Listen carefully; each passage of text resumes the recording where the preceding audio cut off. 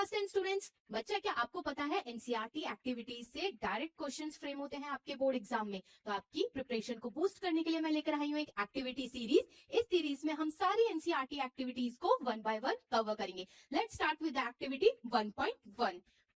Your activity is burning of magnesium ribbon. बच्चा इस activity में हम मैग्नीशियम रिबन को बर्न करेंगे एंड ऑब्जर्व करेंगे क्या क्या चेंजेस हमें देखने को मिलते हैं। तो स्टार्ट करते हैं। सबसे पहले देखते हैं मैग्नीशियम रिबन। बच्चा लैब में ना आपको मैग्नीशियम ऐसे रिबन की फॉर्म में ऐसे काफी सारे बंडल्स आपको देखने को मिलते हैं, ठीक है। सो एक्सपेरिमेंट करने के लिए इसी बंडल में से हम एक छोटा सा पीस कट कर लेंगे। 2 और 3 सेंटीमीटर का एक पीस आप इस बंडल में से मैग्नीशियम का कट कर लेंगे। देन रिएक्शन स्टार्ट करते हैं। तो सबसे पहले आपने एक मैग्नीशियम का पीस लिया है। डायरेक्ट बर्न करने से पहले बच्चा मैग्नीशियम रिबन को क्लीन करते हैं। एंड क्लीन किसकी हेल्प से करते हैं? With the help of sand paper. देखो ये आपका है sand paper and this is your magnesium ribbon. The first step is cleaning of magnesium ribbon. Magnesium ribbon का आपने पीस कट किया बंडल से, देन क्लीनिंग की with the help of sandpaper। फिर नेक्स्ट हम बर्निंग स्टार्ट करेंगे magnesium ribbon की। देखो ये रहा मैग्नीशियम रिबन, अब बर्निंग स्टार्ट करनी है। देखो यहाँ पे बर्न करने से पहले मैग्नीशियम रिबन कैसा है आपका? ग्रे कलर का है, ग्रे कलर का है और एकदम शाइनिंग सरफेस है। मेटल की प्रॉपर्टीज होती है ना, शाइनिंग सरफेस होता है उनका। तो अभी before burning your magnesium ribbon is grey in colour. अब let's see what happen after the burning of magnesium ribbon.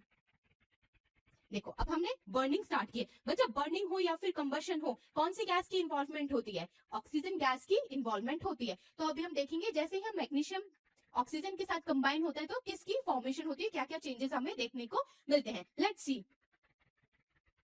देखो अब मैग्नीशियम रिबन को बर्न किया तो बच्चे यहाँ पे 2 मेजर चेंजेस हमें देखने को मिलते हैं। सबसे पहले तो आप देख रहे हो जैसे ही मैग्नीशियम रिबन को बर्न करते हैं ना, ये नीचे यहाँ पे एक व्हाइट सॉलिड की फॉर्मेशन हो रही है।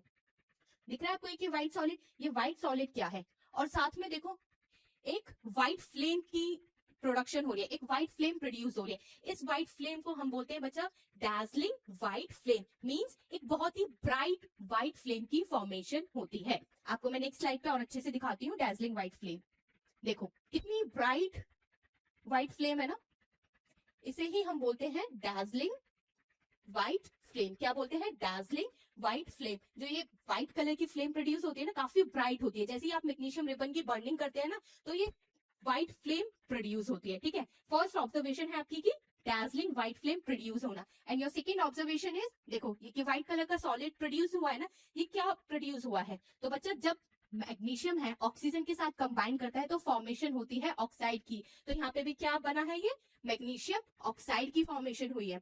ये अगर आपसे क्वेश्चन पूछा जाए कि ये व्हाइट कलर का पाउडर क्या है, तो बच्चा ये है मैग्नीशियम ऑक्साइड। यहाँ पे केमिकल रिएक्शन क्या हुई है? Magnesium combines with oxygen to form magnesium oxide. अब इसकी केमिकल इक्वेशन लिखते हैं। तो केमिकल इक्वेशन क्या हो जाएगी? Mg। या सिंबल मैग्नीशियम का क्या होता है? Mg। कंबाइन किसके साथ हुआ है? ऑक्सीजन गैस के साथ। एंड फॉर्मेशन किसकी हुई है? मैग्नीशियम ऑक्साइड, अ व्हाइट पाउडर।